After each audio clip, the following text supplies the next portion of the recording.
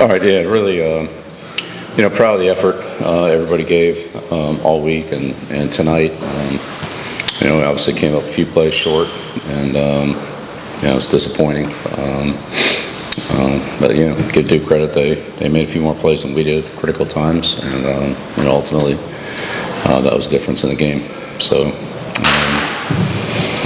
just keep grinding here, go back to work, and be ready for state next week. But just made too many mistakes, too many bad plays, obviously too many penalties. So that's about the story. Really not a lot to add to that. We'll get started on the right window. Bill, Duke's kicker Polino came in, I think, 68% on field goals. Did you ever think that there was a chance of a fake? There's always a chance of a fake. What do you think was the biggest mistake there on that play then? That we didn't have it covered. Bill, they were like 5 for 6 on fourth down. They hit some big third and longs. What was sort of the consistent problem you guys were having in some of those situations? Yeah, we had. He stepped up in the pocket, or they hit a draw, up inside a couple times. So we did better on that in the second half. But look, Mentz is a good player, and he got us a couple times on that, third or fourth down. So we got him some, he got us some. On the left of the front pitch. Two quick ones on the touchdown down the seam to the tight end in the first half. The 4 offensive linemen, did that look like the formation you ran back in the NFL? And how difficult was it to ID who was eligible? We just lost the tight end. Right next to the coach. Yeah, Bill, you mentioned making mistakes, you talked about the penalties, it's not on defense. Kind of from your vantage point on some of those plays, what do you think? Do you think there was any sort of common thread to those mistakes, and how much of it would that? What are you talking about? The penalties? Yeah, the defensive penalties, and just any common. There was defensive penalties and there was offensive penalties. I mean, we had them both. Like, we had too many penalties on everything. We had personal foul on offense. We had 2 personal fouls on offense. We had illegal formation on offense. We had holding penalty on offense. Had some penalties on defense too. Had penalties on special team. It was just too many penalties. Front row on the right, coach. Hey, Coach, at the beginning of the second half, you guys were going to onside. What was the decision for that, despite Duke's offense being electric pretty early on? Thought we could recover it, but ball didn't go 10 yards, so we weren't able to make the play. But, there was some space there. We thought we could make a play on that, but we just didn't execute it well enough. Second row on the right, coach.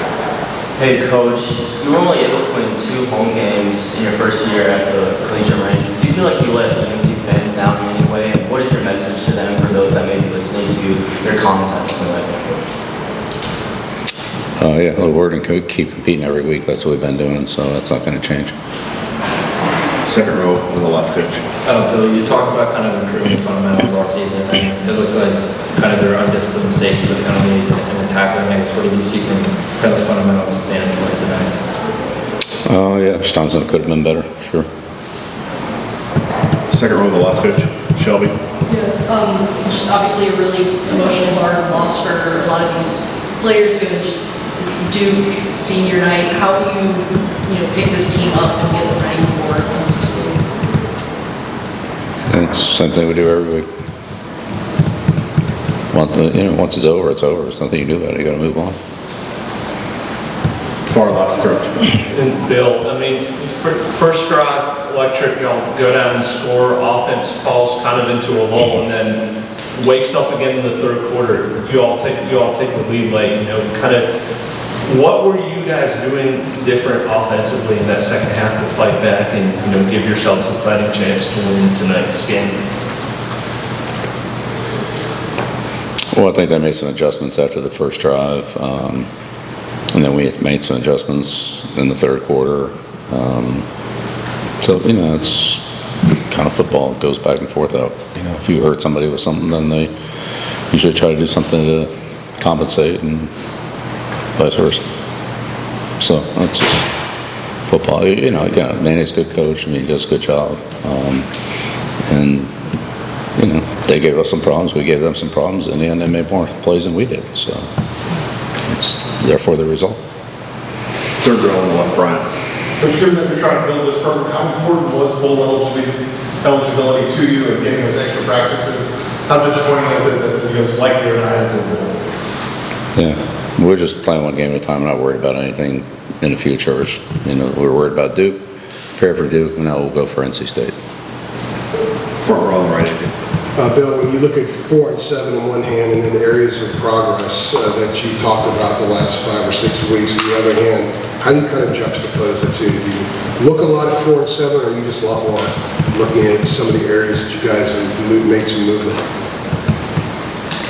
Well, as I've said all year, there's a lot of things that we need to do better, and so at the end of the season, when that time comes, we'll go back and take a look at things and, you know, make some adjustments. Obviously, there's going to be there'll be some personnel turnover. You saw the seniors today that won't be back, and I'm sure there'll be other players that, you know, there'll be transition on. We have players coming in, so we'll see how that goes.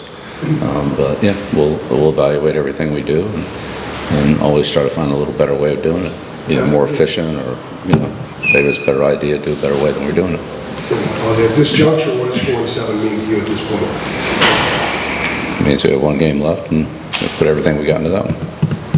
Front row on the left, Coach. Yeah, Bill, quick, this clarification question out there on senior night. Barry Green was out there for you guys as well. Is he planning on graduating early and just kind of, obviously, Yeah, the graduation or the senior night's really based on academics. So there's multiple eligibility situations that may or may not materialize. That's all NCAA regulated, not UNC regulated, so I'm not sure. So was that a situation where he kind of has to participate in it? Or? Again, it was academic qualification for that. It's not about eligibility, it's about graduating seniors.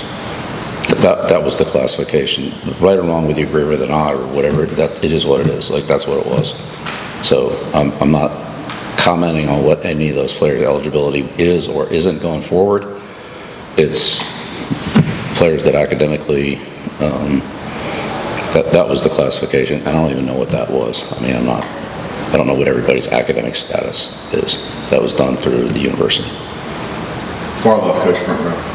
Bill, Jordan Shipp said he felt like in these losses that you guys beat yourselves in most of those cases. How would you describe it? Would you agree with that? And how do you kind of see those? Yeah, I mean, I think there's a lot of games where we all feel like, hey, if we could have made one more play, done one more thing right, done one less thing wrong, whatever it was, that probably most everybody on the team feels that way. Every coach, every player participated in the game.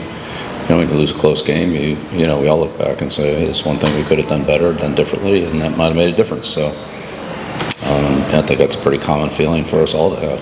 Yeah. Front row right in the center, Coach. What made those two scoring drives work so well? What did Gio Lopez do well to make those drives go so smoothly? Yeah, I mean, I thought Gio played well tonight. You know, he took some hits. He showed a lot of toughness, showed a lot of accuracy throwing the ball.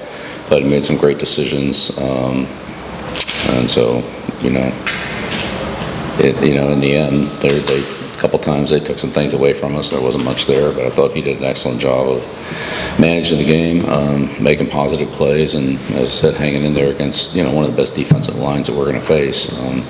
You know, we knew, I talked about that last week. I knew that they would give us some problems, and they did. They got a good group of defensive ends and a couple good inside guys, and you know, like I said, we got them sometimes, but they definitely got us a few times too. I thought Gio really hung in there and threw the ball accurately, and like I said, showed a lot of toughness. Two more here, Brian. Go ahead. Do you intentionally have more planned runs for him this game? I mean, there weren't that many planned runs. There's options. So he can, depending on what the defense does, there are multiple things that can happen. The ball could hand it off, or he could keep it, or he could throw it to somebody. It just depends on the play and how it unfolds. There are different types of plays. It wasn't all one play. Two more here, Brian, and then Shelby with it.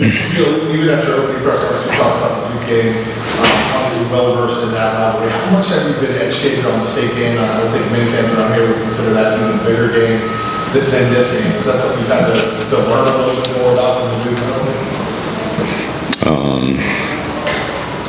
Yeah, Brian, I mean, I'm not like real smart, but yeah, I learned that pretty quickly. I understand the rivalry. Go ahead, Shelby. Last one. Yeah, just, you talked a lot this season about tackling, how much you guys have really emphasized it in practice. A few plays, or a few drives rather, for Duke, or just like multiple missed tackles. Just curious just what you thought maybe the cause of that was today, just like whole execution, positioning, just what led to that. Yeah, look, there's certainly fundamentally things we could have done better tackling. I mean, Shepard's one of the best backs in the conference, so I mean, you're tackling a pretty good guy. I mean, he doesn't go down easy. He's a very good back. So, yeah, we got him a few times, and there's a couple times we didn't get him. And he runs with good contact balance. He's strong. He's got good vision, and I mean, that's why he's one of the best backs in the conference. I mean, the guy missed a few games, but he's still got big numbers, which.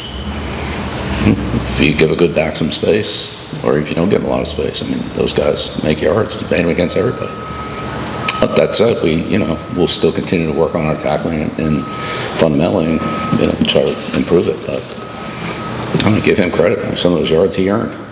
Some of them he didn't get much, but there's definitely some that he earned with his good running skills. Thank you.